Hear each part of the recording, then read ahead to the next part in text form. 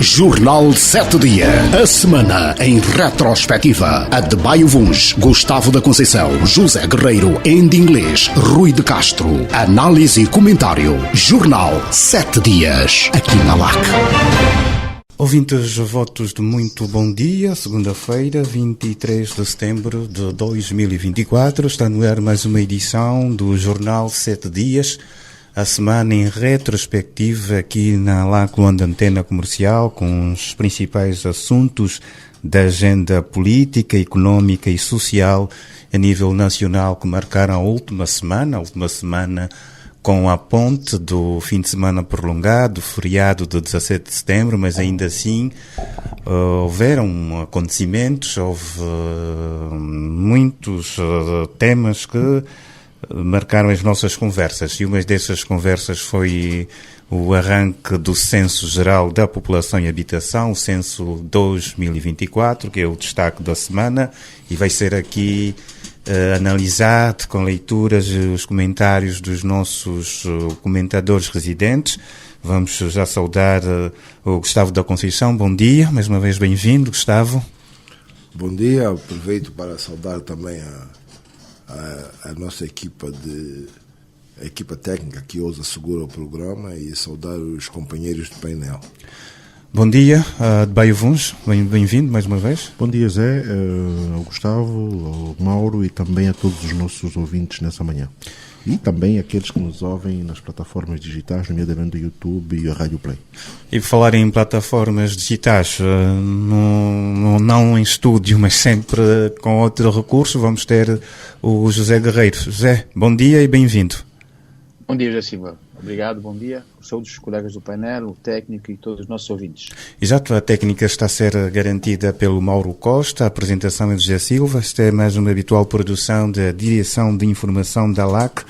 Vamos, por falar em LAC, a LAC vai assinalar 32 anos nesta quarta-feira, mais um aniversário desta casa de rádio, que é marcado com o Festival da Canção de Luanda. Não está na agenda, e porque na sexta-feira houve o Festival da Canção, pelo menos entre nós aqui do painel desta equipa do Jornal 7 Dias, deu para notar a presença do Gustavo da Conceição. Gustavo, como é que foi a noite de sexta-feira? Foi um festival num local diferente, mais distante do centro da cidade? Memorável não só pela organização, memorável também porque, do meu ponto de vista, se elevou um bocado a qualidade dos músicos na final, a sua própria apresentação, e disseste bem, o ambiente da Casa das Artes ajudou bastante. Foi um espetáculo memorável também pelo momento alto que teve ao homenagear Eduardo Paim, não só com a rapsódia, mas com um quadro gigante feito pelo Caçul, uma obra de arte de grande qualidade, e por isso a LAC está de parabéns. Eu gostaria de fazer eco aqui às preocupações que o Mateus apresentou na abertura. Portanto, preocupações essas ligadas com o futuro do Festival da Canção. É certo que o Festival da Canção já perdura, sobreviveu a 27 edições, e por isso, enfim, poderia ter sido criada uma marca à volta do festival para que o festival pudesse sobreviver de per si, mas as dificuldades que o Mateus se referiu na abertura do festival e que podem pôr em causa o futuro do festival devem nos preocupar a todos aqueles que fazem da arte uma forma de se exprimirem, a todos aqueles que têm o prazer de assistir a espetáculos como o Festival da Canção, porque é qualquer coisa que faz falta à nossa sobrevivência cultural, faz falta ao país, faz falta aos artistas e faz falta à sociedade. Portanto, era algo que nos deve levar a refletir, desde as formas institucionais e não institucionais de apoio a essa atividade, para que, de facto, possamos ter a cada ano um espetáculo dessa qualidade e possamos ter lançados ao mercado do nosso musical um conjunto de artistas e um conjunto de potenciais artistas cuja experiência e valorização passam naturalmente por toda a organização do Festival da Canção, desde as eliminatórias até esta fase final, e por isso faço eco aqui às preocupações do Mateus e encorajo todos aqueles amantes da arte, amantes da cultura, todos aqueles que possam ajudar, que se juntem à volta do programa para o fazer. Bem, torcemos esse tema, podia estar no minuto, mas foi assim abrir, porque foi na sexta-feira, estamos em véspera dos 32 anos da LAC de Baio. Não ouvimos no festival, com certeza que é um evento que tens acompanhado, também acompanhas a trajetória da própria LAC, 32 anos com 27 anos de festival, esta questão aqui trazida pelo Gustavo, este anúncio feito pela LAC, que face às dificuldades em organizar este evento, 27 anos depois, este risco de não poder realizar a próxima edição. Bom, eu gostei do festival e assisti pela TVzinho. Agora, pronto, e acho que tem sido uma janela de oportunidade, um palco importante para a descoberta de talentos, né? De artistas com uma abordagem musical diferente daquilo que habitualmente bate nas rádios, né? Mas que ainda assim trazem consigo elevado nível e muito valor artístico. Entretanto, embora desde já haja sempre depois nos concursos a discussão sobre o vencedor ou a vencedora, mas isso aí já são outras discussões. Entretanto, esta questão da continuidade do festival, o festival hoje é uma marca, não é? E acho que a LAC não deveria deixar a marca morrer, não obstante as dificuldades que foram referidas. Eu quero no festival, quero depois do festival mesmo, no sábado, no Bom Dia, voltou-se a falar sobre isto, mas pronto, aqui nós os angolanos temos uma palavra hoje que nos caracteriza, né, que é a resiliência. E então é esperar que a LAC seja resiliente e consiga encontrar soluções. E eu partilho das ideias do Gustavo no sentido de encontrarmos aqui um parceiro permanente, forte, se calhar dar um outro cariz ao próprio festival com uma empresa própria, encontrar aqui alguma outra solução que garanta sustentabilidade, não é? E que não permita que a iniciativa sucumba. Por outro lado, decorre também do contexto atual, de dificuldade de muitas empresas em associar-se a marcas como o festival, seja no âmbito de responsabilidade social, seja mesmo no âmbito de mecenato. Não é? E aí então era importante trazer-se uma abordagem pública no sentido de se encontrar caminhos para que o setor empresarial consiga participar em várias iniciativas culturais e desportivas em sede da lei do mecenato, que hoje já é consensual a necessidade urgente da sua revisão, porque apesar da bondade, há aspectos que merecem afinação. Do ponto de vista da sua implementação, não tem sido uma solução execuível, digamos assim, né? E portanto devemos, se calhar, olha, juntar aqui o útil com o agradável, né, e lá que se calhar aproveitar esse elan e protesto e tornar-se, digamos, na fomentadora dessa discussão com alguma urgência. Obrigado, Adebayo. Zé Guerreiro, como um homem ligado ao marketing e à publicidade, a questão podíamos colocar ao Zé Guerreiro: a ALAC, de alguma forma, deveria mudar a sua estratégia em relação a poder trazer apoios ou angariar apoios para o festival, e é uma questão na mesma, se o próprio festival é também uma boa oportunidade para, e pegando essa deixa de Adebayo, apesar das dificuldades, para as marcas, empresas poderem promoverem os seus serviços e produtos, é uma janela aberta para um marketing, para a venda de produtos. Claro, eu acho, e parabenizando as excelentes intervenções do Gustavo e do Adebayo, eu recebi, não tive presencialmente, recebi bastantes ecos da qualidade do festival, mas é assim, eu acho que estas dificuldades que se sentem inserem-se num quadro geral de dificuldades e de letargia em que se encontra não só a cultura do país, as dimensões culturais do nosso país, mas também outros setores da vida do país, inclusive, digamos assim, a economia. Nota-se uma letargia, uma quase sonolência, não é? Vários setores.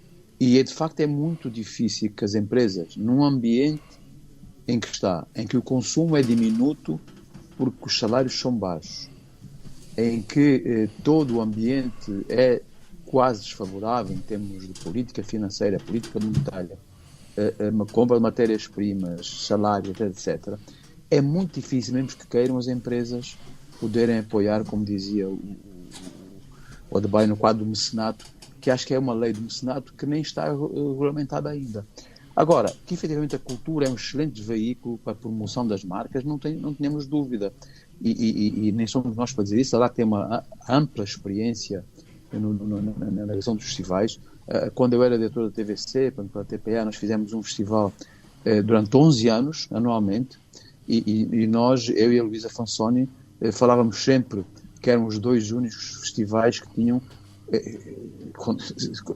sem falsas modéstias, não é? Que tinha qualidade, porque promovia a cultura, promovia, digamos, a realidade de várias regiões do país, é organizada com qualidade, etc. Das festivais da ALAC e da TVC.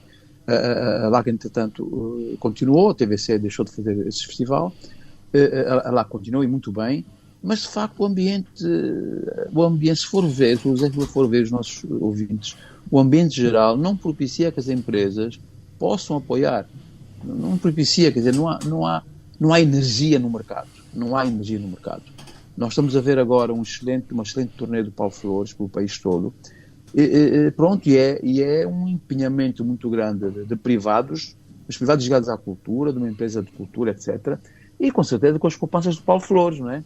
E sobretudo são espetáculos, o Paulo Flores é uma marca, espetáculos que têm presença de muito público, e portanto aí as marcas também são mais dispostas a apoiar, é muito público, com certeza pagando bilhete, etc., e portanto é mais propício a que haja um apelo do mercado a apoiar esse festival, essa turnê de Paulo Flores.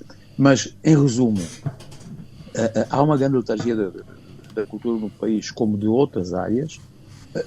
A cultura nunca vai acabar.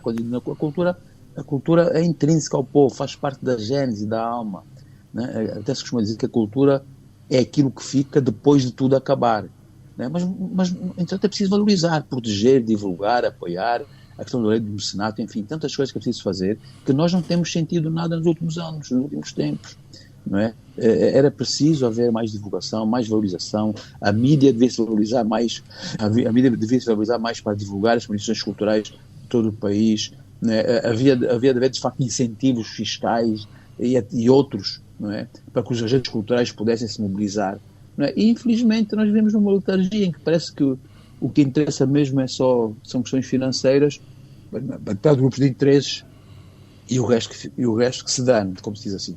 Terminava esta parte parabenizando, não é, a diretora Luísa Fansoni, não é, e toda a sua equipe de direção da LAC, né? bem como a direção, a produção e a realização do festival, né? Mais um êxito, né? Neste oásis, não é? Neste oásis que tem sido manifestações culturais no nosso país, e nós não sendo, este painel de comentadores, não sendo assalariados da LAC, né? Nem dela dependentes nas opiniões e a nossa liberdade editorial, neste programa não nos fica mal manifestar o nosso, parabenizar a direção da LAC por este evento. Obrigado, Zé Guerreiro. Ficamos então assim neste primeiro momento. Foi um minuto que passou para o início, mas vamos ter no final mais um minuto. Vamos agora entrar para o tema que marcou a semana, Censo Geral da População e Habitação, Censo 2024, precisamente à meia-noite do dia 19 de setembro, quinta-feira. O país começou a contagem para saber quantos somos, onde e como vivemos. 10 anos depois, Angola Independente realiza o seu segundo censo. Adebayo Vuns, o censo começou. Até agora, sente que está tudo a correr dentro da normalidade? Bom, temos visto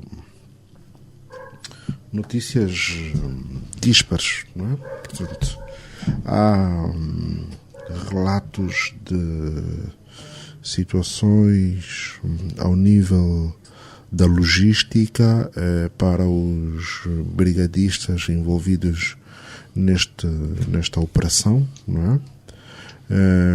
Depois também houve algumas notícias à volta da natureza dos próprios brigadistas, que tinham a ver com o envolvimento ou não de professores.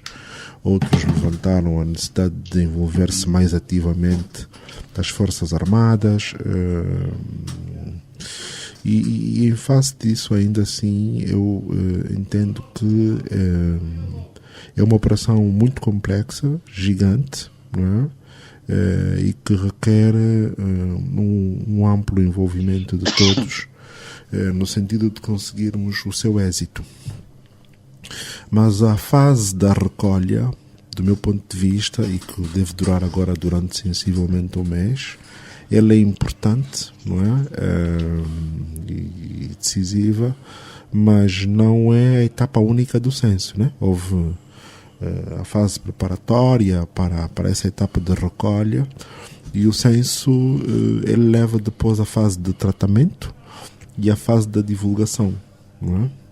E em face disso, depois da divulgação, é que poderemos trabalhar para um melhor afinamento de algumas políticas públicas, né? Mas na fase atual é importante que se ajuste a operação, não é? Para que não tenhamos sistematicamente nas redes sociais, sobretudo, não é? Imagens que descredibilizam o processo, não é? Ou pelo menos põem em causa o rigor com que o processo está a ser gerido. E também outro elemento importante é que as instâncias envolvidas na operação devem, tanto quanto antes, ir clarificando pontualmente, em alguns casos antecipando-se, não é? Porque todos nós estamos aqui e reconhecemos que temos dificuldades de vária ordem. E não é expectável que esta operação do censo vai ser agora a melhor operação de todas as que já tivemos. Não há de ser, não é? E ocorrerão, obviamente, falhas, lacunas. Tanto quanto possível é preciso corrigir isso, não é? Clarificar isso, para não gerar encômios, ou para não gerar encômios, não diria, mas para não gerar mal-estar diante quer das pessoas que estão envolvidas na operação, que podem depois ficar desmotivadas com algumas situações, que depois também a própria população, que é no fundo o objeto principal deste processo de recolha, não é? É importante porque o tempo é um recurso altamente esgotável e não podemos perder de vista isso, não é? E é importante então que a operação prossiga, não é? E que efetivamente os brigadistas possam circular pelo país todo para fazer esse levantamento estatístico há muito aguardado, não é? Porque ele é absolutamente vital para termos uma melhor percepção da fotografia real do país, não é? E com base nesta radiografia, depois pudermos aprimorar um conjunto de políticas que me parecem vitais para o nosso futuro, né? Refiro-me, por exemplo, a uma política da população, não é? Porque os nossos níveis de crescimento demográfico são dos mais elevados do mundo, não é? E é preciso depois vermos em que medida o Estado terá condições de acompanhar na geração de infraestruturas e outro tipo de condições para atender essa tão elevada demanda populacional. Sim, pois também temos a questão, temos também dizer a questão da distribuição, né? Temos um elevado crescimento demográfico, mas também depois levanta-se a questão da distribuição da população pelo território. É normal que o crescimento populacional ele seja mais expressivo naquelas regiões onde existam melhores condições económicas. Agora, lá está, é a fotografia que nos permite depois definir como efetuar essa distribuição pelo país, não é? E depois perceber o que explica, não é? Que tenhamos uma concentração tão grande da população num segmento do território tão pequeno, não é? E em contrapartida, na maior parte do território ainda existirem como que ilhas, não é? E ilhas, muitas das vezes, também elas mal atendidas. Portanto, a questão é porque é que nós depois não conseguimos atender as grandes cidades do país, onde existe uma grande pressão demográfica do ponto de vista de serviços públicos, e também naquelas zonas que são praticamente... não sei se será redutor chamar ilhas, mas que são mais residuais, com menor concentração populacional. Ali também existem dificuldades de atendermos estes grupos. Portanto, precisamos afinar. Nós tivemos o censo passado, hoje já amplamente descaracterizado, e mesmo por conta da nossa própria taxa de crescimento, não é? Hoje estimada à volta dos 3%, e portanto, seguindo este rácio, obviamente que os números estão para lá daquilo que oficialmente são divulgados. Portanto, vamos aguardar. Mas esta é uma etapa, digamos, ajusante de toda esta operação que estamos. Nós, neste momento, estamos no início da operação de recolha, não é? E na recolha é importante que se obedeçam que haja algum rigor, para isto depois não afetar lá mais à frente o resultado. Isso é um facto curioso em relação ao censo realizado há 10 anos, quando a debate toca na questão do crescimento e da distribuição da população. Por exemplo, o Bengo, que está prática agora, né, depois antes com a divisão, mas estava praticamente Luanda encravada no Bengo. Agora Luanda está com um território mais alargado, mas era das províncias com menor população do país, e estando muito próxima à capital, Luanda, né? Estamos a falar de Bengo, Luanda Sul.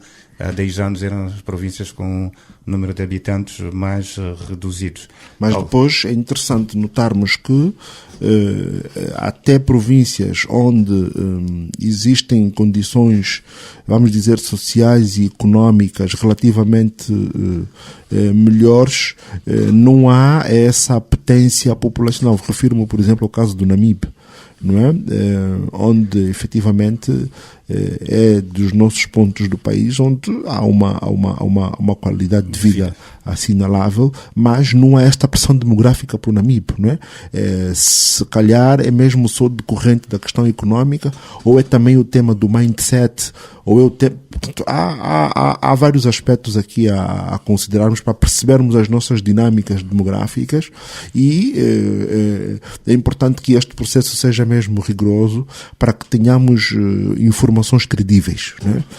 Portanto, o censo não pode ser posto em causa, não pode ser beliscado, e nesse sentido é importante resolvermos estes handicaps logísticos que vão surgindo e que podem depois pôr em causa o processo, e portanto não é isso que queremos. Gustavo da Conceição, há informações, porque o Adebayo falava em colocar em causa o processo, que vão circulando sobretudo nas redes sociais, e há também essa necessidade de alguma clarificação de determinadas situações, a questão logística e não só. Haverá também alguns interesses obscuros em querer manchar toda esta operação do censo, de um lado, ou existem questões que realmente precisam de ser alinhavadas? Eu acho que as duas dimensões são possíveis. É possível que haja, sim, uma certa resistência e uma tentativa de, daqui ou ali, haver boicote às iniciativas do censo, mas acho também que há problemas resultantes do tratamento dessas questões naquilo que o Adebayo chamou a fase preparatória. Porque nós agora estamos na recolha, mas já tivemos uma fase preparatória. E tivemos um adiamento.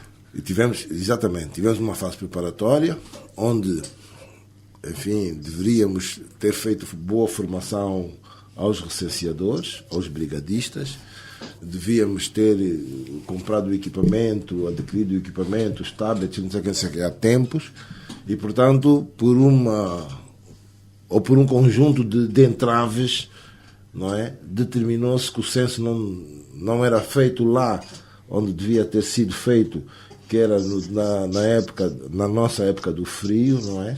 Para evitar, enfim, as dificuldades de acesso agora que vão começar as chuvas.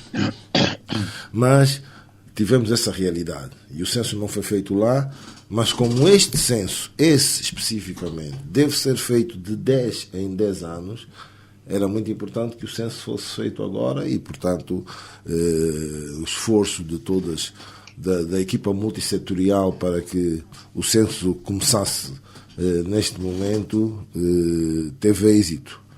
Mas, para que o censo e essa fase de recolha funcione bem, é preciso estarem criadas algumas condições. E que eu penso que, apesar do esforço para se criar essas condições, estas imagens que vão circulando pela internet podem sim manchar o trabalho que se pretende. Portanto, na fase preparatória, devíamos ter dado formação aos nossos brigadistas, formação essa que deveria chegar ao ponto de influenciar os comportamentos, ao ponto do brigadista não ser um veículo de desconfiança para o cidadão, mas ser, enfim, transmitir uma imagem de tranquilidade e de segurança. Ver brigadistas que no momento de uma refeição lutam desenfreadamente por um pedaço de carne ou de pão, quer dizer, não é uma boa imagem. Ver brigadistas, por exemplo, que se manifestam na rua, tipo, enfim, são funcionários ou em greve ou a pretender condições, não é um bom sinal para o censo. E, portanto, o brigadista que tem que contactar o cidadão tem que ser alguém com serenidade suficiente para transmitir esta confiança ao cidadão. Confiança para que o cidadão lhe abra a porta, confiança para que o cidadão lhe abra o coração com as informações que o censo precisa. E portanto, essas imagens que circulam por aí nas redes sociais não são de todo abonatórias. Por outro lado, é muito importante que se comunique bem o que se está a fazer à volta do censo. Porque se nós não comunicarmos bem, aquelas que são as imagens negativas chegam sempre primeiro. E nós não podemos deixar que isso aconteça. Não podemos deixar que haja, por exemplo, assaltos a casas, a cobertura do censo e sob a capa de falsos brigadistas. Não podemos deixar que haja enfim,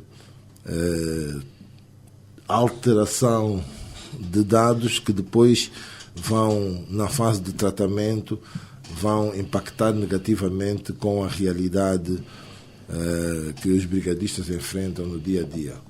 Por isso, parece-me importante manter o apelo para a serenidade que tem que haver no trabalho, para a atitude positiva que tem que haver de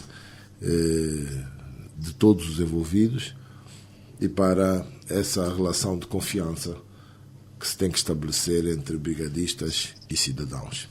Obrigado, Gustavo da Conceição. Nós vamos fazer a primeira pausa neste nosso programa.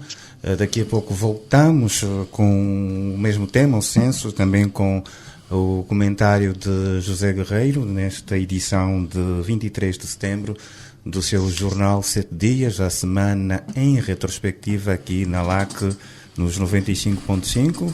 Esteja conosco e voltamos já. Jornal 7 Dias, a semana em retrospectiva. Adebayo Vuns, Gustavo da Conceição, José Guerreiro, em inglês, Rui de Castro. Análise e comentário. Jornal 7 Dias, aqui na LAC.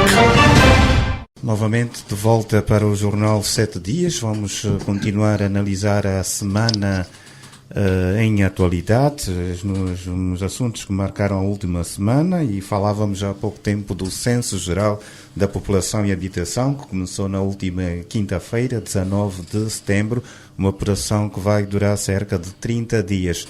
José Guerreiro, o censo está, se falar em linguagem de rádio ou de televisão, o censo está no ar, mas muita coisa ainda precisa de ser alinhavada, pelo menos é a ideia que ficamos aqui no primeiro bloco. Mas há também essa informação que o censo vai ajudar a resolver muitos dos problemas, ou vai ajudar o governo a encontrar solução para alguns dos problemas, para melhorar alguns indicadores, sobretudo do ponto de vista social e económico. Mas há quem também diz que se pode estar a vender esta falsa ideia, que depois do censo os problemas todos estarão resolvidos. Há esse mau entendimento, tem que se passar bem esta comunicação da importância do censo. Claro. No fundo, o problema é quase sempre o mesmo em relação e nós já abordamos aqui no programa, uma certa desconfiança com que muitas das ações do Executivo são encaradas, quer dizer, que foi criada uma percepção de alguma irregularidade, de alguma incompetência, de alguma propaganda, etc., em relação a muitas realizações. E depois qualquer coisa, mesmo que seja bem organizada, as pessoas reagem mal, as pessoas reagem com desconfiança. É um problema muito complexo, que só uma grande corrente nacional, digamos assim, de competência, de análise da situação, de programação do que está mal e de seriedade, digamos, no tratamento e execução das políticas públicas, é que poderiam levar o cidadão a ser mais confiante, a ser mais crente, o que não se passa. Porque assim, é um lugar comum falar sobre a importância do censo e a sua necessidade, e isto está fora de causa. Mas aqui, digamos que há 3 momentos, não é? E qualquer destes 3 momentos são fundamentais, não é? O primeiro momento é a necessidade dos dados serem corretamente recolhidos no terreno, não é? Porque é aí que começa o censo, é na recolha dos dados no terreno. E no terreno, acho que estão cerca de, incluindo já técnicos, né, em termos municipais, nacionais, etc., acho que há 92 mil pessoas envolvidas, não é? Se estas pessoas não recolherem bem os dados, se estas pessoas não... E por acaso até houve um vídeo que acho que foi no Namibe ou em Benguela, estavam a entrevistar um mendigo que está na rua e que perguntaram onde é que trabalha, né? Quer dizer, foi no Kwanza acho Sul. que é um mendigo que é conhecido, né? Kwanza Sul, né? Quer dizer, é preciso que os dados sejam bem recolhidos. Esta é a primeira questão. Segunda questão, é preciso que os dados sejam depois corretamente tratados em sede do DNE, Instituto Nacional de Estatística. É o segundo momento. E o terceiro momento, o mais importante na sequência, como a jusante, chamamos assim, e que o Zé Silva também falou agora, é que os dados sejam corretamente utilizados pelos vários setores da governação, né? Para a definição e, sobretudo, para a concretização de medidas a nível demográfico, social, económico, etc. No fundo, os dados do censo têm que ser corretamente tratados, utilizados, para que o Executivo desenvolva políticas e projetos para o desenvolvimento do país. E estes três momentos, cada um deles são específicos e devem merecer a máxima atenção e ter a dirigi-los a máxima competência, não é?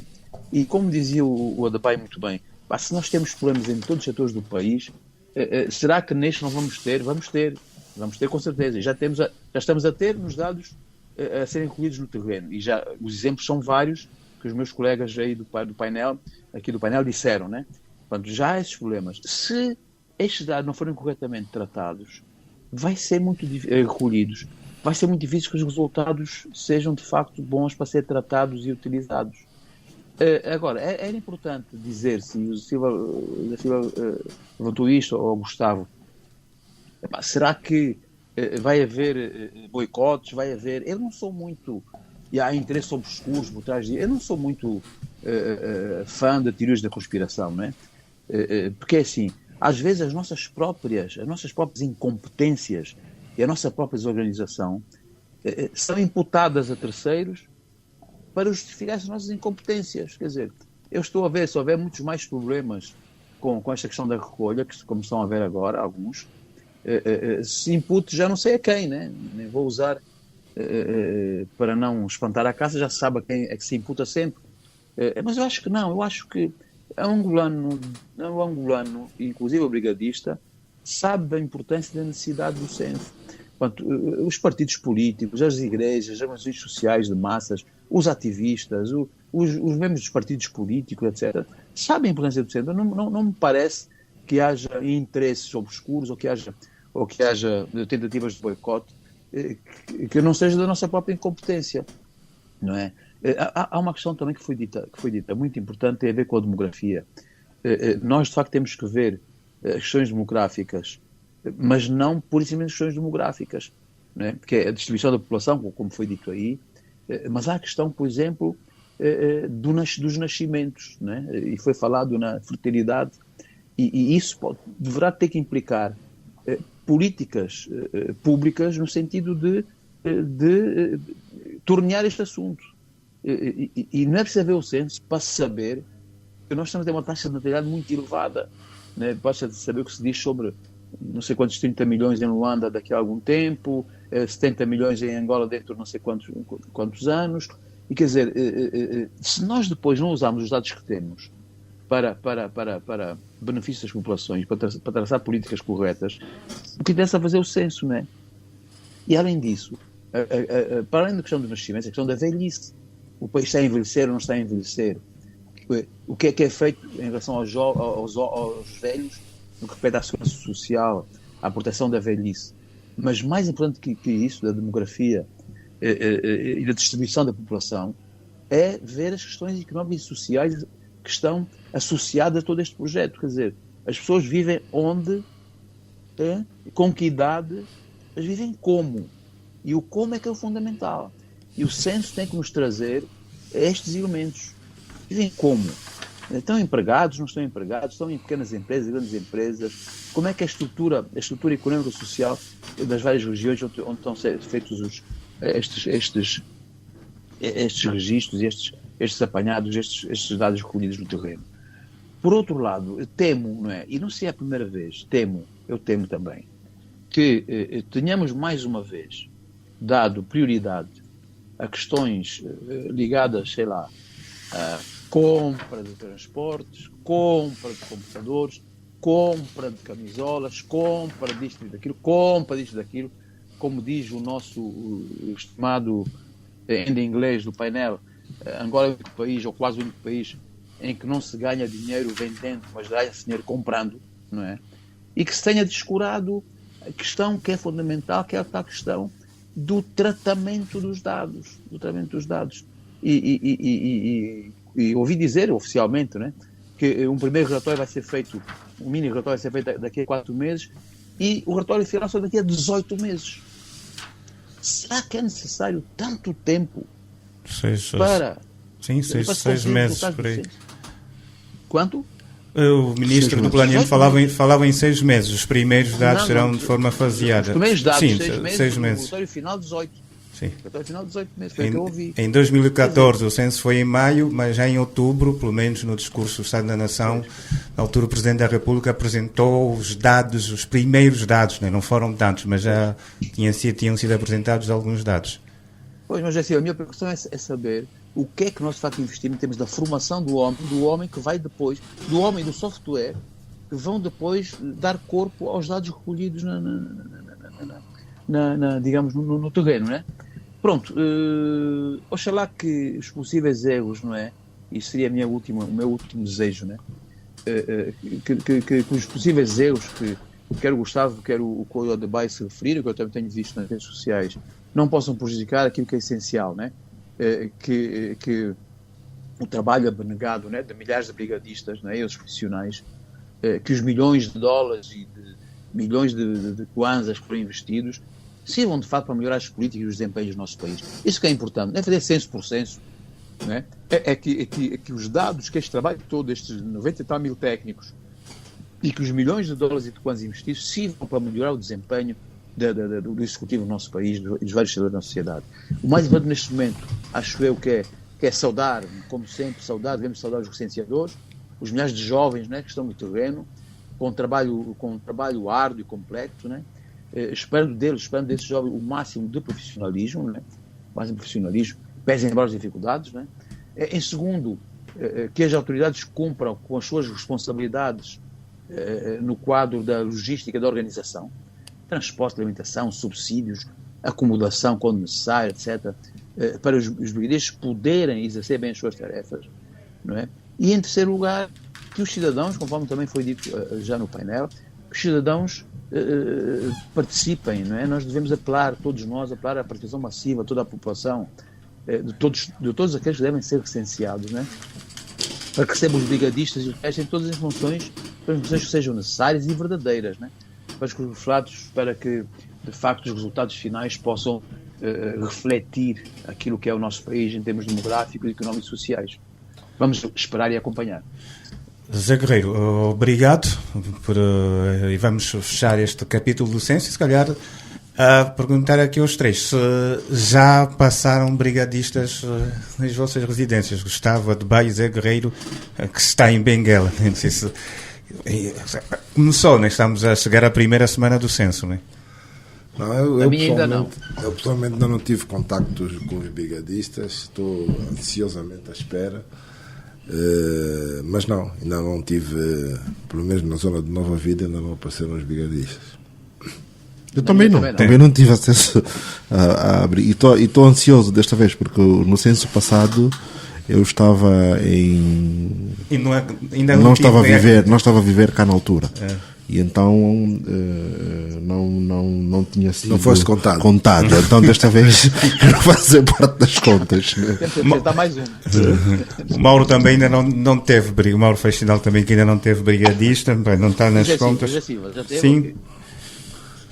O Zé Silva já teve contactos com brigadistas em sua casa? Ainda não, também. Estamos todos... Ainda não estamos contados. A amostra não é encorajadora. Não? Sim, mas... o seu tempo, com certeza. Mas juntos contamos por Angola. Sim, são 92 mil brigadistas, né? Portanto, é um número bastante para digamos, andar por todos os agregados do país. Mas eu continuo a insistir. Acho que foram priorizados primeiro os indigentes, as pessoas que estão na rua, os sem abrigo. E também foram priorizados para a fotografia, né?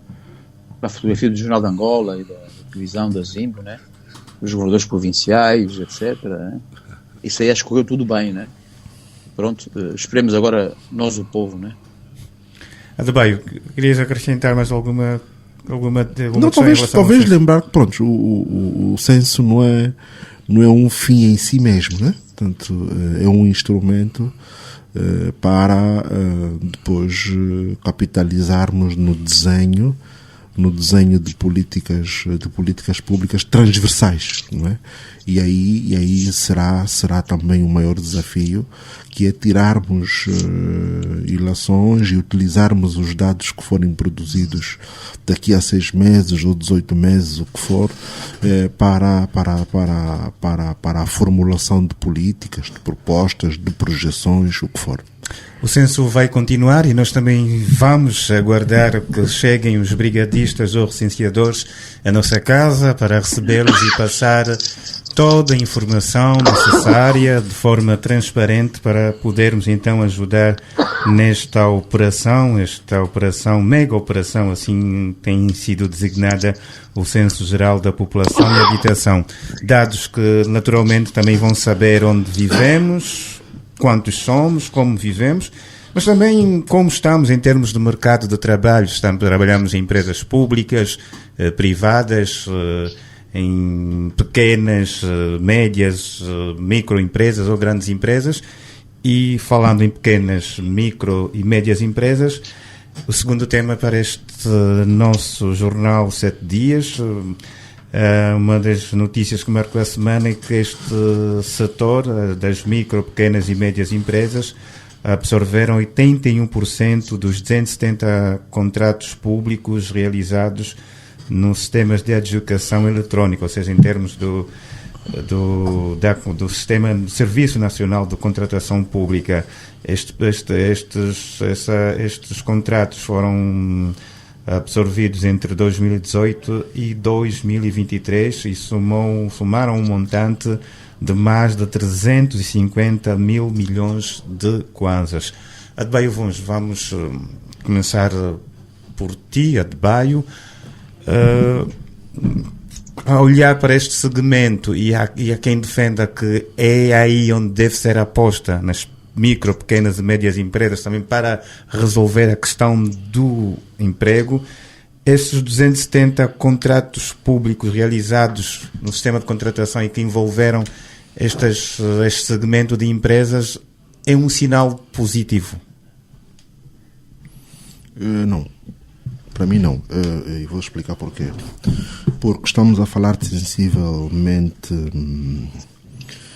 4 anos, não é? E se desmontarmos estes números anualmente, então estamos a falar de números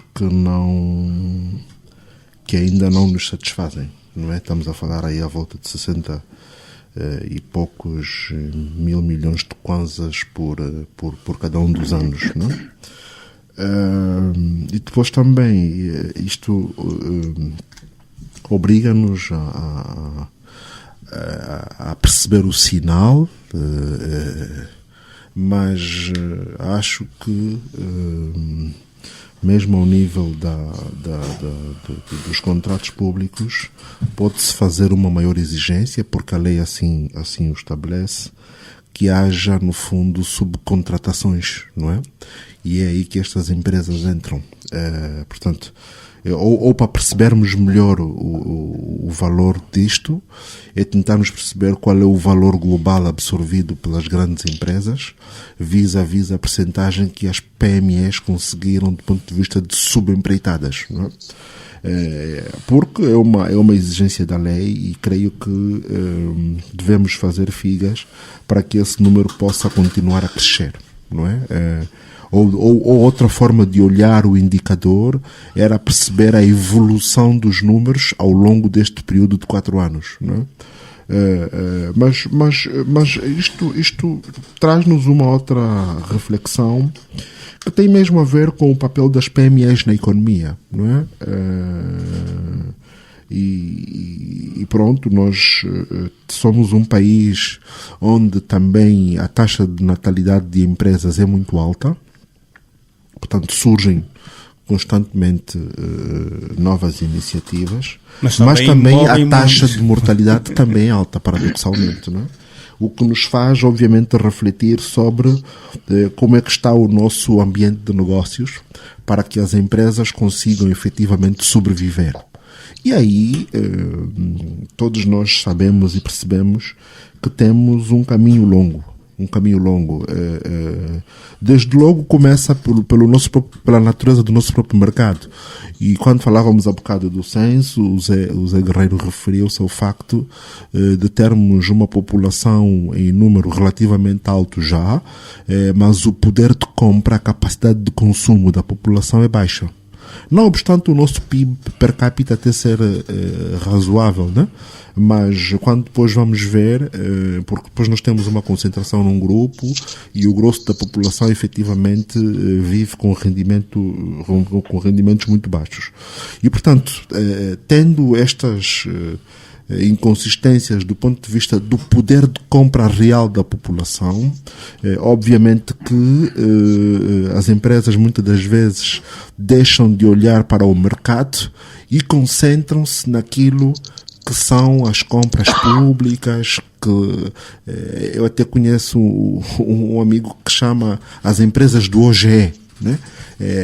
Quando as empresas elas estão orientadas para o mercado e o mercado, entenda-se, o grosso, não é? Nós, no nosso contexto, muitas das vezes vemos empresas surgir orientadas para absorver oportunidades que o próprio orçamento oferece, neste caso que o próprio Estado oferece. Não há nada de anormal nisso. Há quem diga e fazer agora um paralelismo com o tema anterior do censo, falar na logística em uma parte, e que foram surgindo empresas para poder atender esta necessidade da componente logística, e que muitas delas não tiveram capacidade para responder às exigências, não é? Então, e se calhar também isso em termos depois dos critérios, e isso depois é uma questão que se levanta. Os cadernos de encargos dos concursos e os júris do concurso devem ser rigorosos para evitar situações em que tenhamos empresas sem experiência, sem valências a beneficiarem dessas oportunidades, que, em alguns casos, depois deixam de existir, né? E morrem, pronto, ou simplesmente perdem atividade porque elas nascem num contexto próprio. Não, as empresas elas devem estar orientadas para responder não só a uma necessidade, mas principalmente para olhar para o mercado, não é? Ou os mercados. Mas mais do que esta questão por si só, o nosso ambiente de negócios para estas PMEs é violento, né? É violento, e quando conversamos com jovens empresários ou pessoas que tentam abraçar a perspectiva do empreendedorismo, percebemos isso mesmo, porque surgem questões que ultrapassam as análises normais noutros quadrantes. Vamos pensar no tema das cisternas de águas e de geradores, não é? Querendo-se produzir, e eu tinha reservado para o meu minuto falar sobre o tema do tomate que se está a estragar no mercado de 30, e a solução passaria, por exemplo, por centrais logísticas de frio ou mesmo pequenas fábricas de produção de conservas de tomate, mas a primeira questão é logo a energia, não é? Ou a água, não é? Portanto, como é que nós vamos conseguir investir na indústria, não é? Tendo as fábricas a depender de cisternas de água, ou tendo as fábricas a depender de geradores. Quer dizer, são essas condições que acabam por amordaçar ou fazer com que as PMEs não consigam subsistir no nosso contexto. E isso que nós, de alguma forma, temos que olhar aqui com alguma atenção, para além das questões burocráticas e questões processuais que se colocam e que ainda nós, por exemplo, temos o Simplifica, mas há instituições que não respeitam o Simplifica, quer dizer, continuam a fazer exigências de documentação que a priori já, ou que a partida já foi eliminada pelo Simplifica, mas temos as instituições ainda a reclamarem alvarás, licenças duplicadas, quer dizer, e portanto todo esse tipo de situações é um constrangimento para que continuemos a assistir iniciativas empreendedoras e, mais do que isso, para que essas empresas consigam efetivamente subsistir no mercado, não é? E depois, quando se produz, entretanto, colocam-se questões de escoamento, a questão das estradas, pronto. E se nós não conseguirmos estabelecer essa componente da infraestrutura de base, não é? Vamos ter muitas dificuldades no sentido de fazer com que as nossas PMEs, nos vários serviços, se consigam afirmar. Deixa isso, falei de indústria, mas posso falar de escritórios, a internet é um problema, quer dizer, muitas das vezes a pessoa quer ter uma reunião via Teams ou o que for, e de repente tem constrangimentos de internet que quem está do outro lado muitas das vezes nem consegue perceber porquê, quer dizer, então estas questões acabam por depois interferir neste desenvolvimento das PMEs. Outro aspecto que tenho vindo a refletir e a referir em alguns fóruns é o tema do crédito, não é? Das facilidades de acesso ao crédito ou das facilidades de soluções financeiras, e hoje ao nível do mercado de capitais também podem ser desenvolvidas soluções para financiar as empresas, não é? Que permitam que elas depois consigam aumentar o seu nível de produtividade, não é? E ganhar escala, e com isso sim atingir-se mercados de forma mais expressiva, oferecendo produção a preços também mais acessíveis. Zé Guerreiro, este quadro que foi aqui traçado, um quadro pelo Adebayo em relação às PMEs, sobretudo na questão da natalidade e também da mortalidade, ou seja, surgem muitas, mas também desaparecem muitas, e nesse período, refere a 2018 a 2023, foi um período também de morte de muitas empresas. Estamos a nos recordar que várias foram as pequenas, médias empresas que não resistiram, por exemplo, à pandemia. O período da pandemia muitas empresas fecharam. Há a questão também dos impostos, hoje há mais... A autoridade tributária, a AGT, acaba por ser mais rigorosa, queixam-se muito essas empresas da questão dos impostos. Tudo isso, tendo em conta o quadro que avançou em instantes da letargia da nossa economia, é fator para que o quadro atual das PMEs seja essa, há uma letargia quer da economia, ou poderá haver também por parte dessas empresas alguma letargia ou pouca dinâmica, ou estarem mais à espera de algumas facilidades para poderem obter apenas lucros? Bom, o quadro traçado pelo Adebayo deixa-me preocupado. A radiografia que ele traçou deixa-me preocupado. Porquê? Porque eu subscrevo e é a radiografia real. Ou seja, nós estamos a desconseguir. Em vários setores. Estamos a desconseguir mesmo. Eu ainda hoje ouvia um vídeo que eu referi já num programa anterior, e dei os parabéns ao facto de uma empresária ter aberto uma fábrica de confecções em Luanda. Acho que é Elizabeth Frank, é assim que ela se chama, penso eu. E eu saudei, porque, digamos, é uma pedra no charco ela ter conseguido abrir. Foi inclusive buscar operários ao mercado informal, portanto, como é que se diz, as pessoas, os costureiros, né, e alfaiates ao mercado informal, e uma percentagem razoável da empresa conta com esses profissionais. Foi bom uma iniciativa, mas hoje ouvia um vídeo dela que de facto reflete tudo aquilo que nós estamos aqui a ver neste programa hoje, aquilo que o Adebayo disse, o José Silva. Quer dizer, só são dificuldades. que a gente tem. E ela falou nisso, exatamente. E eu vou acrescentar. A questão do crédito bancário, a questão do acesso a financiamentos, as taxas de juro, a política aduaneira, os incentivos vários que não existem, a burocracia, a corrupção. Estes pequenos e médios empresários têm muita dificuldade a trabalhar. E são elas que dizem. São essas pessoas que dizem. Não somos nós.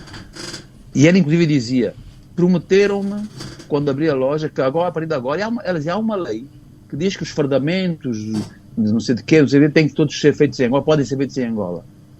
Eu estou à espera da primeira encomenda. Não é? Estou à espera da primeira encomenda.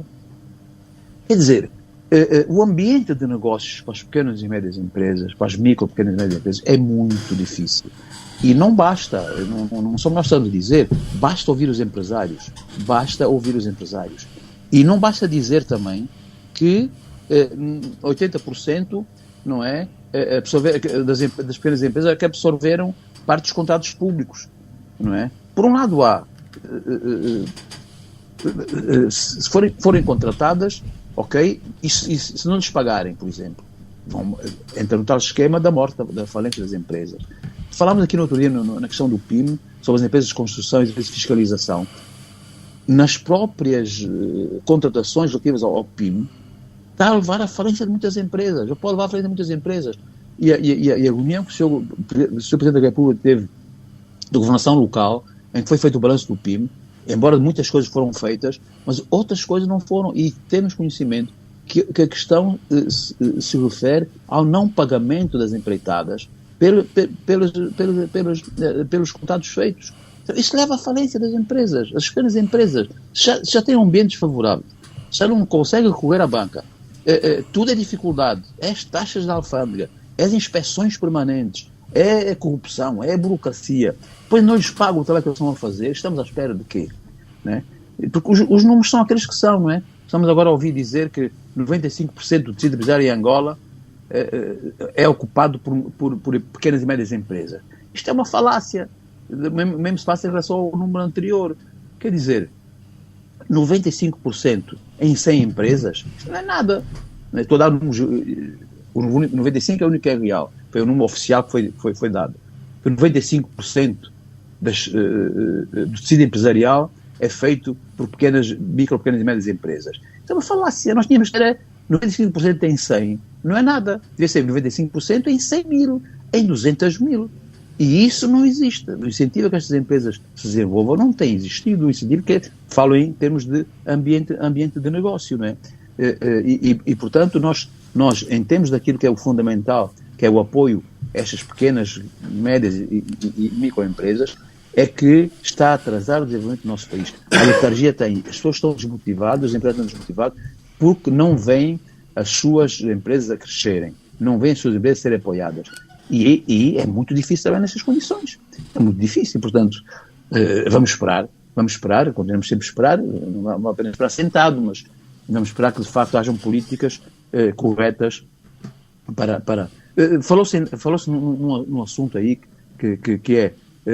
há empresas, de facto, que são criadas na base de interesses e informações classificadas, não é? De projetos que vão acontecer.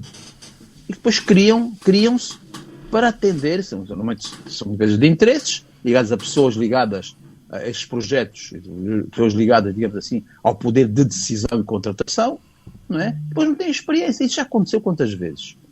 Empresas que compram, fazem satélites, até compram asfalto e também fazem casas de banho, quer dizer, estou a dar exemplos metafóricos que é para não citar nomes concretos, não é? Quer dizer, não pode ser. Não tem experiência. Quantas vezes já se falou, tem vindo nas redes sociais a questão das matrículas das viaturas, não é? Quantas vezes já se falou também na questão da inspeção automóvel? No PIM a mesma coisa. Agora no censo, penso que terá havido a mesma coisa. Empresas são criadas na base de informações privilegiadas de dentro do sistema, não é? Mas que não têm experiência, depois têm que se subcontratar a outros.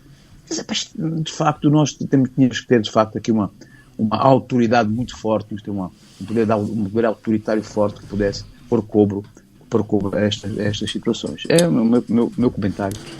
Já com este comentário do Zé Guerreiro, nós vamos fazer mais um intervalo, vamos fechar esta segunda parte. Daqui a pouco regressamos com o Gustavo da Conceição, também a olhar para este cenário das micro, pequenas e médias empresas. Em um até já, e voltamos para olharmos a semana em atualidade. Jornal 7 Dia. A semana em retrospectiva. A de Baio Vuns, Gustavo da Conceição, José Guerreiro, em inglês, Rui de Castro. Análise e comentário. Jornal 7 Dias. Aqui na LAC. Jornal 7 Dias de regresso para a nossa terceira e última parte, edição de 23 de setembro. Já falámos do censo, também abrimos um pouco a falar do Festival da Canção de Luanda, agora falamos da situação das micro, pequenas e médias empresas.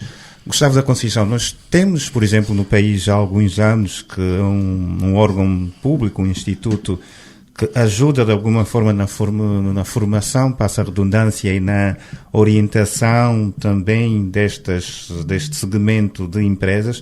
Estamos a falar do INAPEM, Instituto Nacional de Apoio às Micro, Pequenas e Médias Empresas.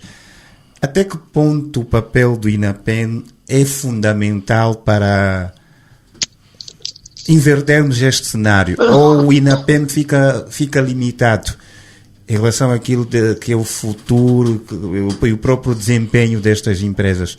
O José Guerreiro falava há pouco tempo também na questão de fiscalização em relação à contratação. Até que ponto o INAPEM pode ser útil, ou mais útil, né, porque tem feito o seu trabalho? Bom, é um facto que o INAPEM pode aqui, digamos assim, estabelecer e ajudar nas relações entre as pequenas e médias empresas e o mercado. O INAPEM já se preocupou com a formação dos micro, pequenos e médios empresários. O INAPEM certifica essas empresas para que possam, enfim, ter acesso ao crédito bonificado com ajuda, enfim, de bancos comerciais especializados e com relações privilegiadas com o Estado. Mas a questão do tecido empresarial não se esgota só na relação que as pequenas e médias empresas têm com o INAPEM. Primeiro porque a análise que estamos a fazer agora é uma análise estatística. Quando nós dissemos que 95% do tecido empresarial que teve acesso aos contratos, 270 contratos, à volta de 350 mil milhões de kwanzas, não é? Nós não estamos a ter uma leitura estatística onde não temos todos os dados. Daí que pode resultar numa leitura enviosada. Porque se 95% do tecido empresarial que beneficiou dos contratos são pequenas e médias empresas, nós gostaríamos de saber qual era o volume total do negócio, para percebermos se essas 95% das empresas não ficaram só com 5% do valor global do negócio, não é? Sendo que 5% das empresas ficaram com 90% do negócio, não é? E, portanto, criando aqui uma ausência de capacidade de crescimento e de afirmação no mercado para essas pequenas e médias empresas, não é? Era importante também que se identificassem em que setores é que isso foi feito, para nós percebermos quais são, afinal, os setores que estão entre aspas, a crescer mais, não é? A crescer em termos das oportunidades para as pequenas e médias empresas, e quais são aqueles setores que ainda estão muito fechados, não é? Para o cumprimento da tal lei que o Adebayo se referia. Deixa só aqui adiantar, Gustavo, que em relação ao percentual das empresas que participaram destes procedimentos de contratação durante esse período, Os dados que temos que 35% foram pequenas empresas, 35% médias e 39% microempresas, comparativamente a 19% que foram das grandes empresas. Pois, mas o volume geral do negócio nós não sabemos. Exato. E é aí que está o problema, porque 95% de empresas podem ter ficado só com 5% do volume do negócio. E depois termos 5% das empresas a ficarem com 95% do volume do negócio. E, portanto, se foi assim, num cenário como esse, né, ajuda-se pouco a esse setor das micro, pequenas e médias empresas. E, portanto, é necessário, e a estatística lê-se assim, a estatística lê-se em função do nosso ângulo de visão e do nosso interesse. Muitas vezes não é em função da realidade. Vou dar um pequeno exemplo. Se nós os dois, José, formos almoçar, não é? E mandarmos vir um churrasco, um frango, eu se comer uma asa e você comer o resto do frango, a estatística o que é que vai dizer? Um frango para 2, cada um de nós comeu 50%. Mas não foi essa a realidade. Eu comi a asinha e você comeu o frango todo. Portanto, é isso que precisamos de perceber. Precisamos de perceber, então, em que universo é que nos estamos a movimentar. Precisamos de perceber, enfim, em que setores nos estamos a movimentar. Precisamos de perceber, por exemplo, quantos empregos, esses 95% de empresas que beneficiaram desses 350 mil milhões, quantos empregos geraram, por exemplo. Precisamos de perceber uma série de outras nuances para percebermos se estamos no bom caminho e estamos na direção do cumprimento da lei ou se estamos perante, enfim, um mero exercício de retórica, um mero exercício de fachada para justificar que se possa falar no acesso das pequenas e médias empresas ao nível da contratação pública. E esses dados não nos chegaram, esses dados não conseguimos recolher. Por outro lado, queríamos também dar uma contribuição a essa estratégia errada, quiçá corrupta, de se criarem empresas em função das informações privilegiadas e do negócio privilegiado que temos e, portanto, criamos a empresa para funcionar e para ganhar concursos. Eu acho que era muito importante que, ao nível dos tais júris ou ao nível do caderno de encargos, se dissesse que uma empresa para concorrer a esses, pelo menos ao setor público, não é? Uma empresa para concorrer nesse domínio tinha que ter pelo menos 2 anos de existência ou 1 ano de contribuições de impostos ou uma coisa assim qualquer, para se evitar que eu crie uma empresa para fazer o meu negócio. Sei lá, agora sou o diretor deste setor. E pode-se dar o caso de empresas que já existem há algum tempo, mas estão na letargia e aparece uma oportunidade. Por isso é a questão dos impostos. Por isso é que é preciso, não é? Essa regularidade, essa regularidade de pagamento de impostos, regularidade de funcionamento e um mínimo de idade que pode significar experiência para as empresas cumprirem, enfim, os seus engajamentos e as suas promessas. Por isso é que depois as empresas fecham, não cumprem muitas vezes os seus contratos, desaparecem e esfumam-se e depois a lei está à procura delas, né, para resolver os problemas. Então era importante que olhássemos para esses dados e para essa experiência, no sentido de equacionarmos e procurarmos resolver alguns dos problemas que temos ao nível da contratação, procurando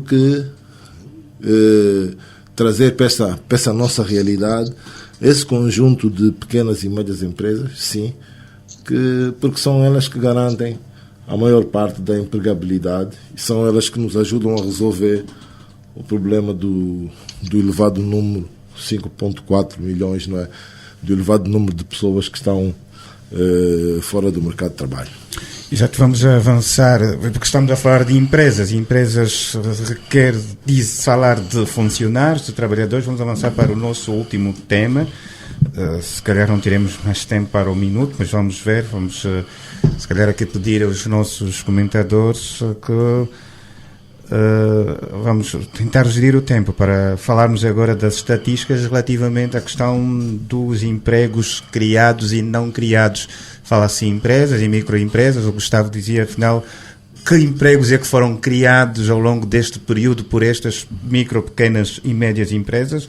Mas é aqui um dado, por exemplo, o Instituto Nacional de Estatística apontou para a criação de mais de 328 mil postos de trabalho formais no primeiro semestre do ano, números que foram partilhados na última semana, apesar que há depois uma controvérsia em relação a números, porque foram utilizados métodos diferentes desta estatística. Por exemplo, o Ministério da Administração Pública, Trabalho e Segurança Social aponta para 113 mil postos de trabalho criados. Isto porque o MAPTES usou um método da questão da segurança social para poder fazer esta medição, trazer essa estatística. Já o INE traz um outro método, também outro levantamento, fala em 328 mil postos de trabalho criados durante o primeiro semestre deste ano. Eu vou começar para o Gustavo, que terminou agora, inverter aqui um bocadinho as intervenções. Gustavo, e porque levantou há pouco tempo a questão dos empregos criados, estamos a falar de empregos criados no setor formal. É um número que se pode considerar razoável, bom para a taxa de desemprego que o país tem? Não me parece. Este número parece-me que é um número que fica diretamente proporcional e numa relação, enfim, bionívoca, não é? Com a situação global do país e das empresas. Portanto, o ideal seria nós não termos desempregados, isso era o ideal, mas ao termos 5,4 milhões de pessoas na idade ativa, fora do mercado de trabalho, não é? A criação de 328 mil dados do INE ou os 113 mil dados do MAPES não são, digamos, estão longe da solução do problema. Nós compreendemos essa diferença de números, já que o MAPTES refere-se a contribuições, não é? E o INE refere-se simplesmente a, digamos, aqueles que tiveram acesso a um emprego formal. Temos uma decalagem que nos pode até dizer que entre o acesso e a perda, porque eu posso ter acesso, eu tenho uma fase de experiência de 2 ou 3 meses e depois de 2 ou 3 meses sair do mercado de trabalho, não continuar por algum motivo, não é? E portanto, ao entrar sou contado, ao sair posso não ser descontado ou descontinuado da estatística do Instituto. Até porque a informação não circula com eficiência. E há aqueles casos que pode ser contado 2 vezes, né? Exatamente. Tu sais de um sítio e depois vais para outro sítio, portanto mudas de emprego e pode acontecer isso. Portanto, enfim, nós temos que ter mais informação sobre a estatística para garantir a sua fiabilidade, não é? E neste momento o MAPTES tem dados fiáveis porque se está a referir às contribuições para a segurança social, às novas contribuições para a segurança social. Mas 113 mil novos empregos não é realmente, enfim, não é importante no combate ao desemprego. Nós precisamos de animar a economia, precisamos de trazer para a nossa economia novos montantes, dinheiro estrangeiro, recursos e experiências de outras paragens, e precisamos de garantir alguma estabilidade para as empresas e para os empregos. E isso estamos ainda um bocado longe disso, já que, ainda há bocado falamos, aparecem muitas empresas, mas a atividade concreta dessas empresas por vezes é nada, e por isso não pesam na solução para o problema de desemprego que temos. Finalmente, é preciso dizer que esses dados são dados oficiais, porque são dados oficiais e, digamos, formais, porque há uma dimensão informal do emprego que quer o INE, melhor que me apetece, poderiam conferir. Portanto, a informalidade é um facto. No nosso mercado a informalidade tem um peso importante, e por isso os empregos informais, não é, deveriam ser contabilizados. Pode não ser na perspectiva de identificarmos a criação de emprego pela estrutura oficial, mas percebermos melhor, não é, como anda o mercado informal, como é que ele tem crescido, como é que ele se tem movimentado, e o que poderíamos fazer para trazer para a formalidade alguns desses empregos e algumas dessas empresas. E por isso o que estamos à espera é que, mesmo que o censo, e voltamos ao censo, que o censo dê uma ajuda na compreensão desse fenómeno, e a partir daí possamos ter algumas soluções de índole política e económica para que tenhamos mais gente a engrossar a formalidade. Exato, Gustavo, e estamos a falar, Gustavo a falar daqui da formalidade, da informalidade. Vai olhar para estes números, podemos concluir que ainda é uma realidade sem formalidade do nosso mercado. E tivemos recentemente o PREI, um programa do governo com vista à reconversão do mercado informal para o formal.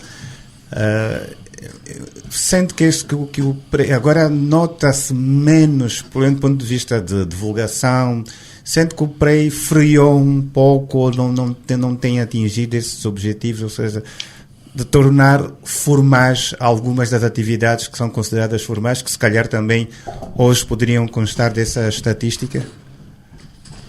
Bom, isto aí levaria-nos para um outro campo, né? Que tem a ver com a consistência das nossas políticas públicas e vis-a-vis o tema das lideranças setoriais, né? Portanto, muitas das vezes a mudança de titulares nos departamentos ministeriais acaba por impactar em alguns programas, e se algum titular considera um programa prioritário, o outro eventualmente pode não o considerar, e eventualmente pode ser que estejamos a vivenciar isso no caso do PREI, não é?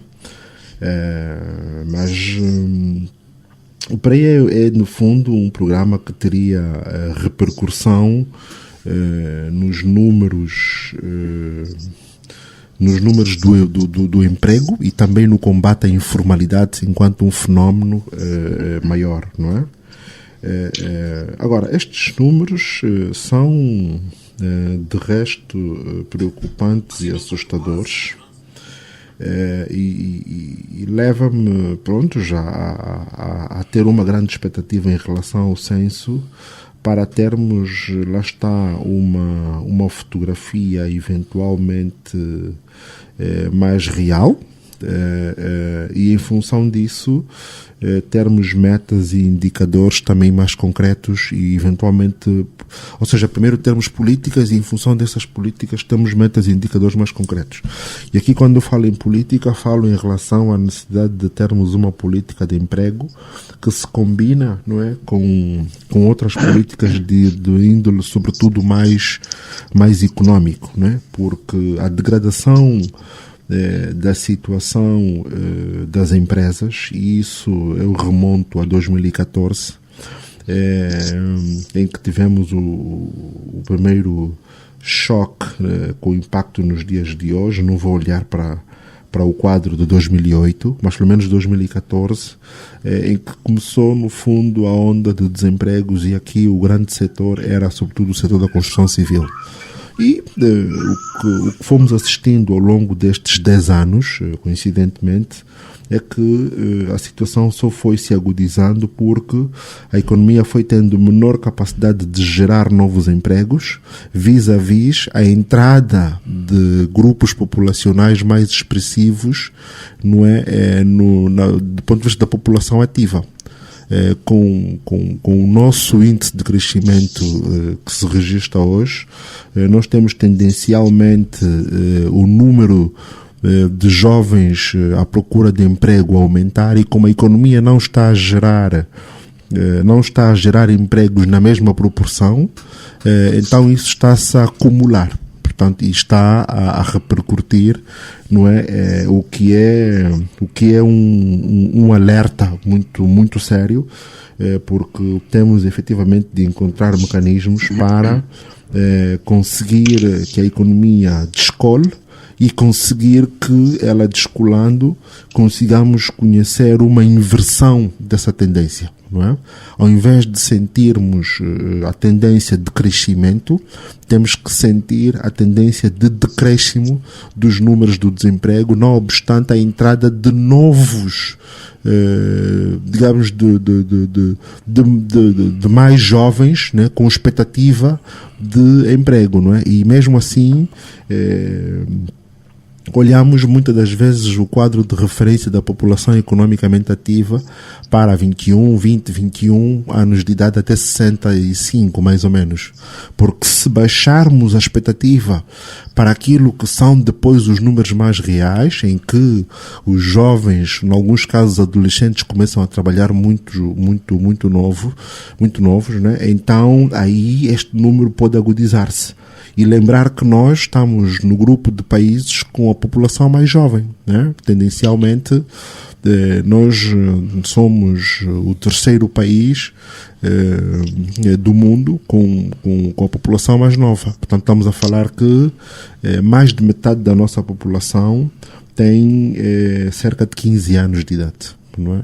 O que quer dizer que nos próximos 3 a 5 anos a pressão para a necessidade de empregos para esse grupo tenderá a aumentar consideravelmente. Portanto, é sem dúvida urgente que consigamos revisitar fórmulas, não é?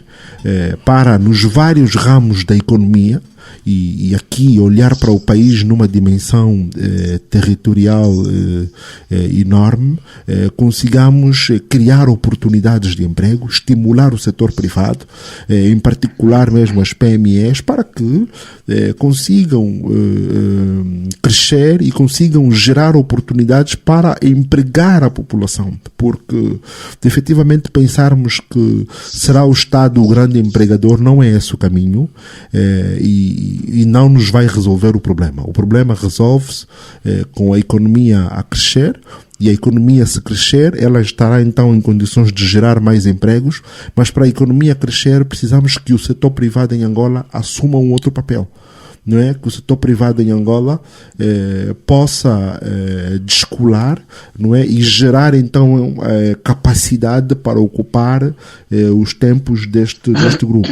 Mas também há outros subsetores que podem emprestar outro dinamismo a esta tendência, desde o setor cultural e o setor desportivo, não é? Onde também aí nós temos sentido como dizia o Zé Guerreiro, letargia. Não é? E precisamos tirar a juventude da ociosidade, ocupando os seus tempos livres, gerando valor, não é? Capacitando os jovens para que efetivamente consigam tirar benefício das oportunidades de emprego, porque depois o outro problema que nós temos é que muitas das vezes há oportunidades de emprego, mas não temos pessoas capacitadas para ocupar essas oportunidades. E o que é que acontece? Muitas das empresas são obrigadas a ter de contar com mão de obra de expatriados. Porquê? Porque temos deficiências estruturais no sistema de ensino e os jovens muitas das vezes não estão à altura de responder às necessidades que o próprio mercado demanda. Não é? Eu vou dar um exemplo. Tenho amigos que colocam várias vezes necessidade de procura de profissionais em várias áreas e que testemunham a dificuldade que é encontrar jovens angolanos à altura para atenderem certos ramos. E, portanto, precisamos olhar, sim, para a ocupação dos tempos livres da nossa juventude, formando-os com valores, formando-os com princípios, formando-os com capacidades técnicas e valências para efetivamente atenderem às necessidades do mercado, não é? Porque não é normal, muitas das vezes nós temos dificuldades para encontrar um eletricista, um serralheiro, um canalizador, não é? Mas em contrapartida temos um manancial de jovens à procura e a precisar de emprego e, portanto, precisamos conciliar aqui a própria dinâmica da economia no sentido de ela gerar esses empregos, mas ao mesmo tempo que o sistema de ensino e de formação profissional dê valências aos jovens para atenderem essas necessidades de emprego que a economia possa demandar. Valências, qualificação dos jovens, Zé Guerreiro, são desafios, mas há quem também coloca a própria responsabilidade, o próprio compromisso com a questão do emprego, ou seja, às vezes, por hoje, há jovens, não só que se calhar estão mais... É o objetivo de quem trabalha, ter no final do dia o seu salário, mas vai faltando também esse comprometimento, Zé Guerreiro. Zé Silva, acho que as explicações que o Estado de Baio deram são muito exaustivas e profundas. Eu acolhendo até um bocado o conselho do Zé Silva para que sejamos sintéticos, né? E ainda temos algum tempo para o nosso minuto, que nós gostamos muito de o ter. Eu só iria neste tema, para terminar, fazer uma breve análise sobre os números no seguinte sentido, não é? As contradições de números que existem, não é? Entre o INE, Instituto de Estatística e a Segurança Social, refletem uma tendência que nós vamos ter daqui para a frente, no que respeita ao emprego, mas não só, em relação a crescimentos do PIB, em relação à taxa de inflação, etc., que é, digamos, o uso e a manipulação política de números. E temos que estar preparados para isso. E já está um caso. E sempre que vamos nos aproximando de períodos eleitorais, vai haver esta manipulação. Não é? E está aqui já uma, né? De facto, o que me parece que é verdadeiro é que o que aumentou de emprego foi emprego informal.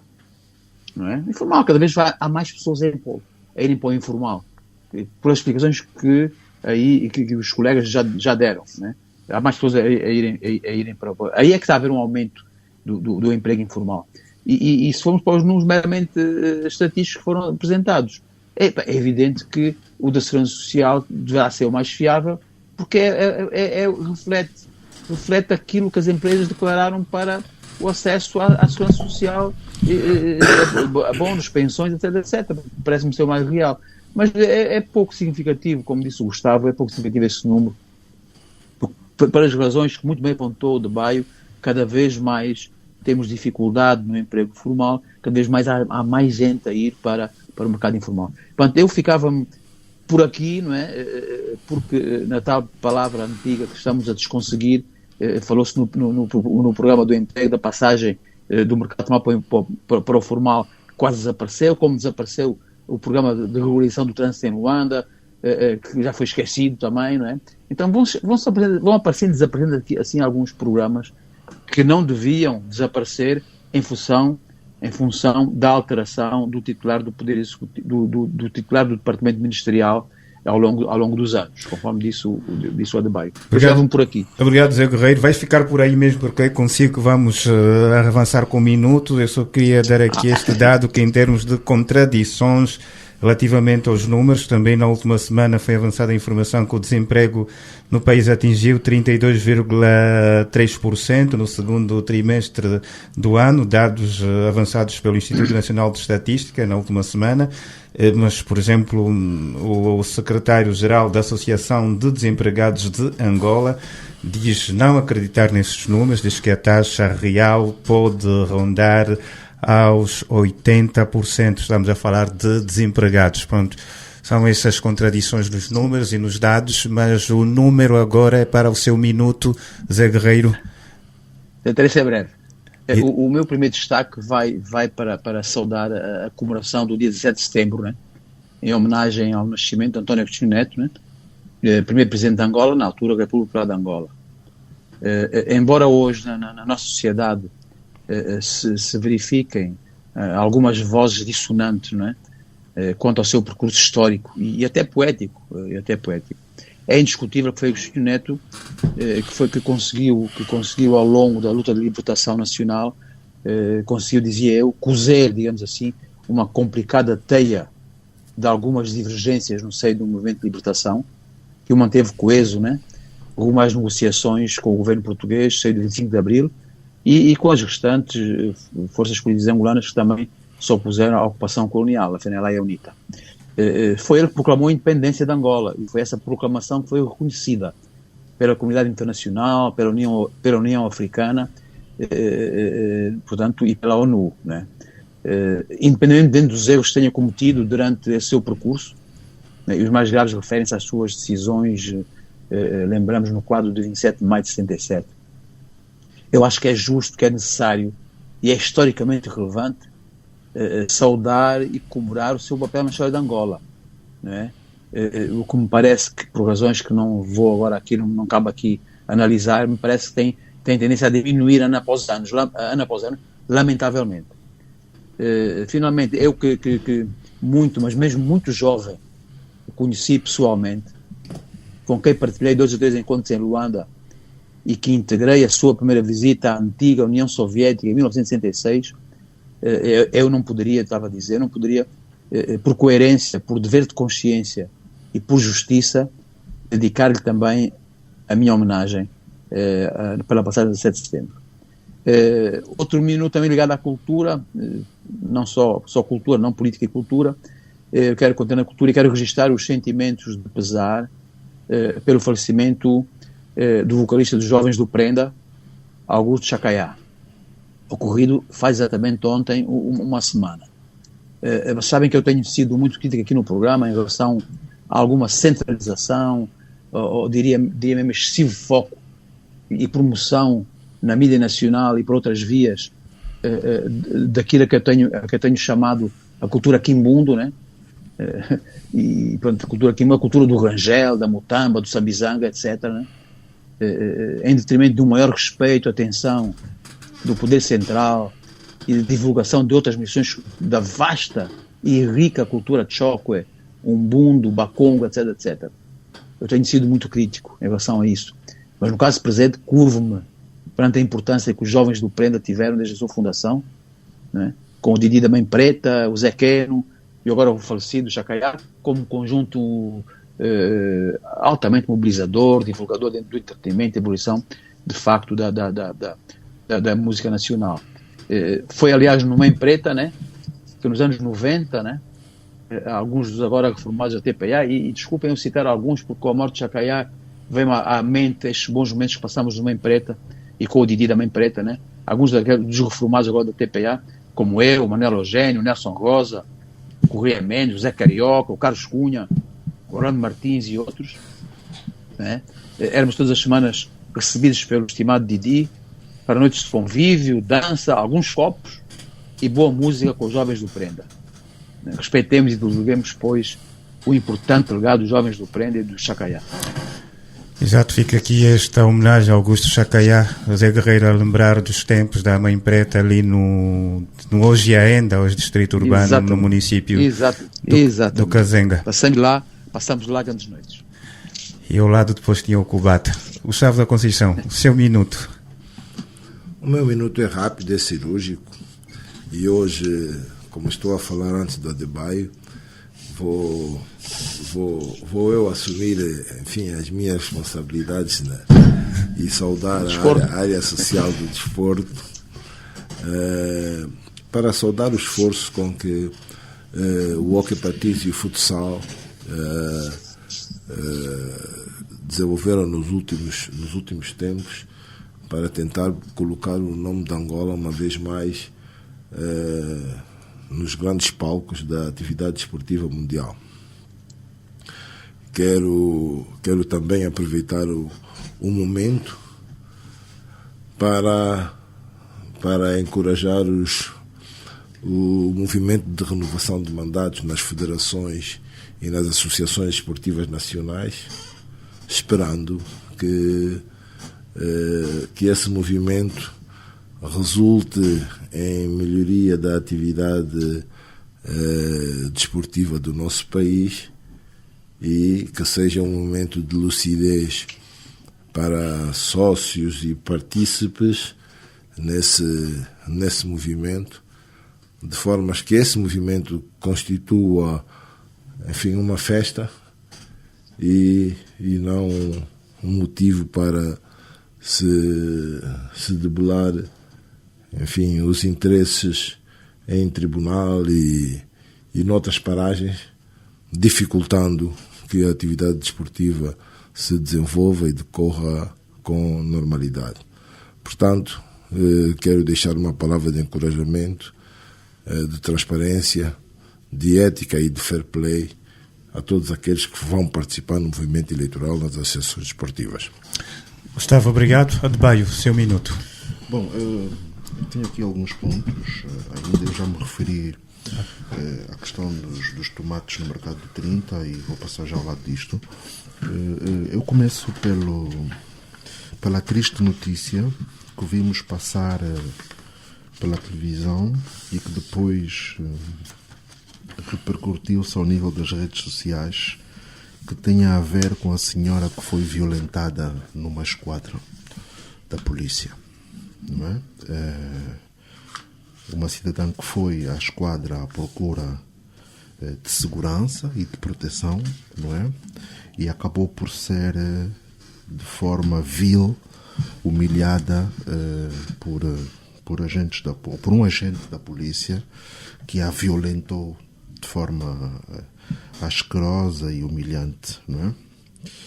E na mesma senda tivemos as imagens de alguns agentes da polícia a agredirem um subinspetor, não é?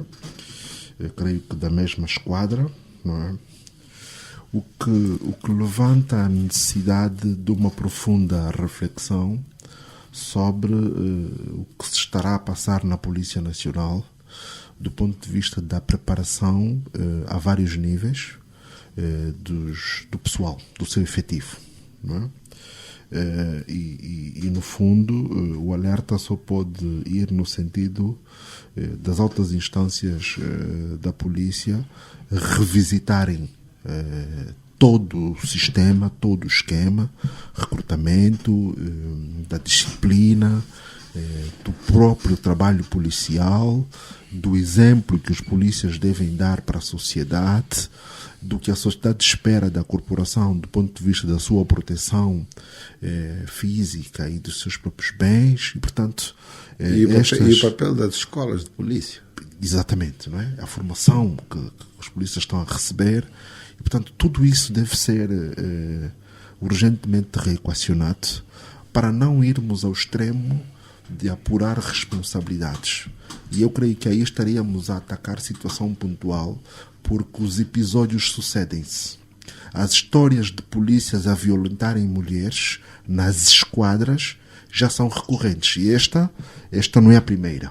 Portanto, o que quer dizer que estamos diante de uma situação em que é urgente e necessário que, ao nível do Ministro do Interior, do Comandante-Geral da Polícia e de toda a cadeia de comando que existe, de se dever proceder a uma digamos, reformulação de toda a cadeia, não é? Porque o que estamos a assistir não é bom, não dignifica e põe em causa o Estado, a imagem do Estado, e todos nós, enquanto cidadãos, não nos podemos olhar para isso de forma impávida e não manifestar a nossa preocupação, pelo menos.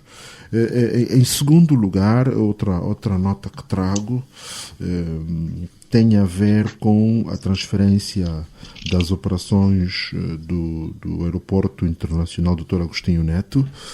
No último fim de semana houve voos simulacros e, portanto, tudo indica que em novembro poderemos efetivamente conhecer o início das operações a full time e, portanto, a transferência integral do aeroporto 4 de fevereiro para o novo aeroporto. Portanto, esperar que este processo continue a ser feito e que haja uma experiência salutar para os passageiros e toda a comunidade aeroportuária à volta do novo aeroporto, não é? E que efetivamente estejam criadas e reunidas as condições então até novembro, sem grandes transtornos, para pelo menos a própria operação em si ocorrer sem sobressaltos, e fico feliz que ou estejam a ocorrer testes, ensaios, simulacros de voos e de outro tipo de operações, para que efetivamente em novembro tenhamos então a situação operacional a 100%, com os voos todos, quer domésticos, quer internacionais, a ocorrerem a partir do novo aeroporto. Mesmo para fechar, tem a história das águas, da poluição ou de um fenómeno atípico que está a ocorrer aqui na costa de Luanda, não é? Sobre a qual, se calhar, proximamente nos deveremos debruçar, porque ficaram muitas questões, muitas dúvidas por esclarecer, e sendo o ex-libris ou uma componente importante da nossa vida aqui ao nível de Luanda, o mar faz parte do nosso dia a dia, e esse tipo de situações merecem que haja luz suficiente e que possamos efetivamente perceber primeiro o que aconteceu e depois como lidar com esse tipo de situações. E é com este minuto de Adebayo que fechamos. Só uma nota em relação a este dado, também uma notícia que foi algum destaque a última semana.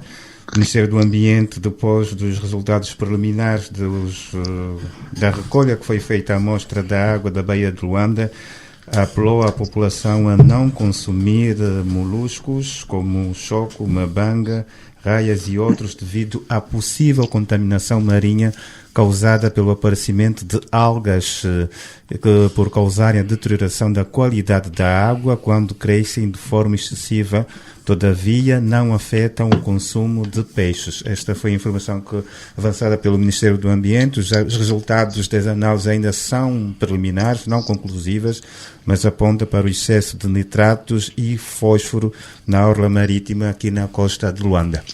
Adebayo Vuns, Gustavo Conceição e Zé Guerreiro, mais uma vez obrigado. Foi a presença dos nossos comentadores residentes em mais uma edição do Jornal 7 Dias, habitual produção da Direção de Informação da LAC, hoje na técnica com Mauro Costa, na apresentação esteve José Silva. Uma boa segunda-feira, boa semana a todos. Estaremos de volta na próxima semana com mais um momento de análise dos temas que marcam esta semana que agora começamos. Bom dia, estamos juntos. Bom dia. Jornal 7 Dias. A semana em retrospectiva. Adebayo Vuns, Gustavo da Conceição, José Guerreiro, em inglês, Rui de Castro. Análise e comentário. Jornal 7 Dias. Aqui na LAC.